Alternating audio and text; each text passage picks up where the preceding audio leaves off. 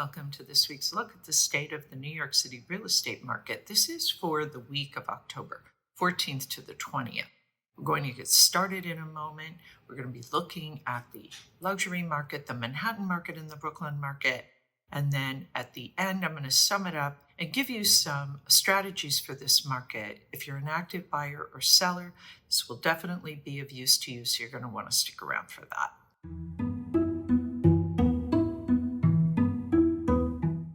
There were 19 contracts signed last week in the luxury market. That is 9 fewer than the previous week. The number one contract was 14A at 20 East 76th Street. It was asking a little over $24 million.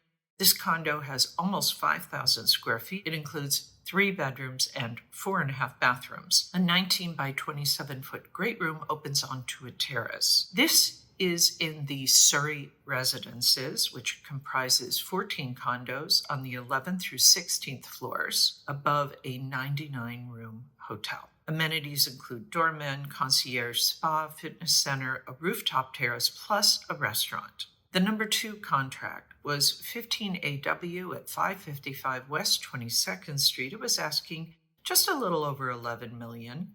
This condo has approximately 3,000 square feet. It includes 4 bedrooms and 4.5 bathrooms, a 29-foot corner living room, 29-foot eat-in kitchen, and the primary bedroom face the Hudson River.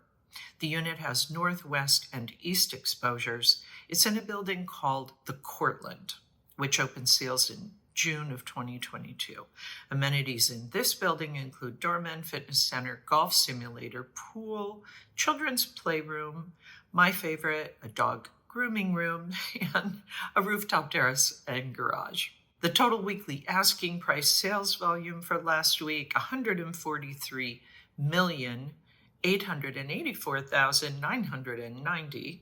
Average asking price, $7,572,894. Median asking price, $6,200,000. Average discount from original ask to last asking price, 8%. Average days on market, 606. Okay, well, fewer contracts than in the last 2 weeks. However, still continues to be a pretty strong showing in our luxury market. Okay, that's it for the luxury report. Any questions, post them below or reach out to me directly at Sotheby's. We're going to move on now, take a look at what's going on in Manhattan.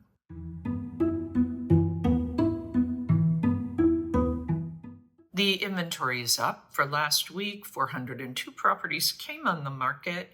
That is up almost 25%. Contracts signed, 232 for the week. That's up almost 20%. And the off-market properties rose almost 41% at 183. The supply, 1,471 for the month, is down almost 12%. Contracts signed, 859. That's up almost 19%. Off-market properties for the month, 621, rose a little over 24%. If you recall, I've been saying that as we're moving through this fall market and we're watching these off-market properties begin to increase, it's very likely these are sellers that have decided this market isn't really working for them, and so they're taking their properties off the market. The market pulse is showing us that we are up a little bit, up 1.2% from last month, up 3% from last year. We are moving kind of out of this neutral market. Looks like we're starting to get a little more into a seller's market. It isn't really quite true, though. I mean, if this is the balance between supply and demand, yes, overall, the supply is being absorbed by the demand. But, it's a bit of a measure. It's just not the whole measure. So it's good to look at all these pieces separately, and then we put them together. The liquidity pace chart, 859 properties went into contract in the last 30 days. That is up 24% from last month, up 26.5% from last year. You can see we are on the rise. So, steady, if, not terribly exciting contract activity, but it is rising. And so we are seeing definitely an improvement in this Manhattan market. That's it for our look at Manhattan for last week. We're going to move on now, take a look at Brooklyn. Any questions, please post them below or reach out to me directly at Sotheby's.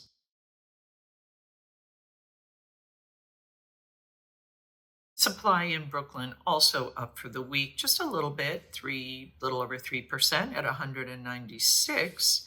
Contracts signed 156, that's up 2%. Off-market properties rose almost 4%. 57 properties came off the market.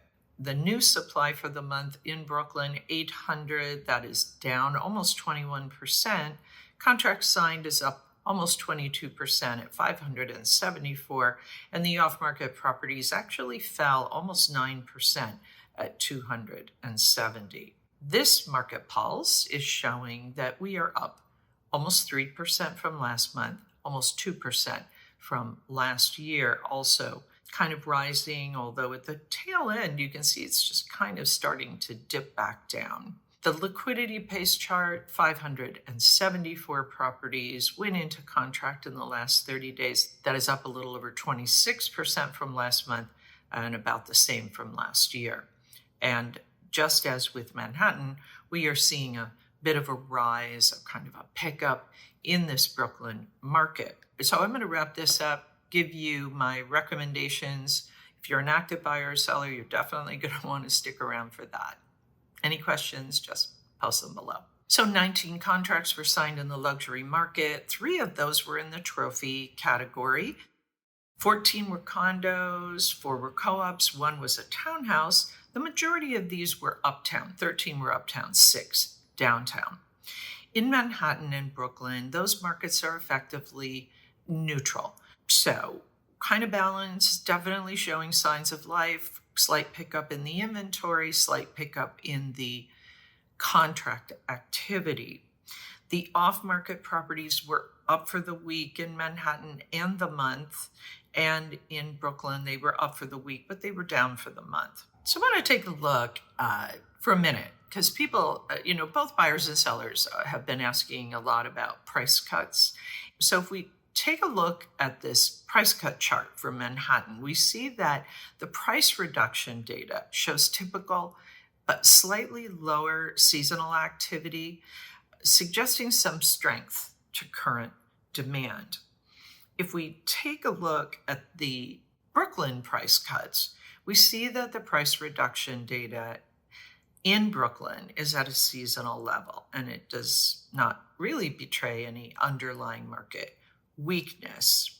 So what does all this mean? If you are an active seller, active buyer, or you are an owner of property in Manhattan and you want to know how this current market is affecting your position. If we look at the listing environment, we see this as a challenging listing environment for sellers. That really goes to the heart of deal flow. We're starting to see a little uptick, but if you want to be successful in this market, please keep your asking price in alignment with market conditions. We can see that price cuts in Manhattan shows that there is some strength here to the current demand. We can see in Brooklyn that the price reduction data is in alignment with seasonal levels, and we're not really seeing any real underlying market weakness there. However, it could flip at any time, so really important if you want to get something done in this market and you're a seller.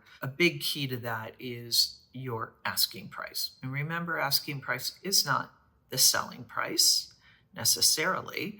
It is really intended as the strategy to get buyers excited about seeing your property and getting them in the door right away, so you're not just sitting on the market.